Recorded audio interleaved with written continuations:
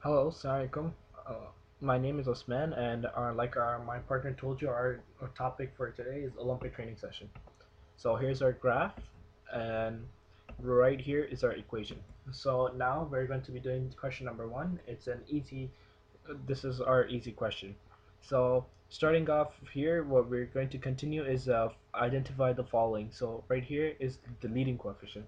So the leading coefficient is always this number right here by degree.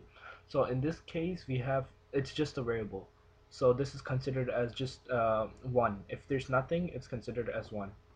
And like we can see here that we are our our leading coefficient is 1. And moving on to the next part is identify the y-intercept. The y-intercept here is can be looked at the last part, which is has no variable, it's just a number by itself, which is 3. Or we can just look at visually by the graph. It just crosses the y-axis at 3, at exactly at 3, like we can see there. So we have for our answer number answer E, we have 3. Now moving on to the next, number of turning points. So number of turning points can be determined into two methods or two ways. So first for turning points, we can just look at visually. So every time it curves, it's a turning point, counts as one turning point. So here we have 1, and then 2, and then right here again 3, and it goes again, and then 4.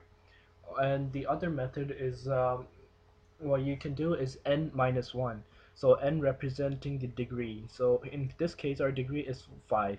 So 5 minus 1, which will give us 4. And as we see here, so far answer F is 4. Now moving on to the last part of this question, the n behaviors.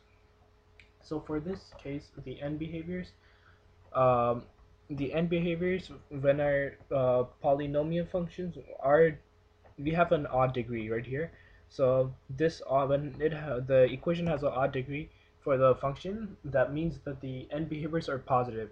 So when x is right here, as we can see, is negative, when x is negative, y is positive, and when y is positive, x is negative.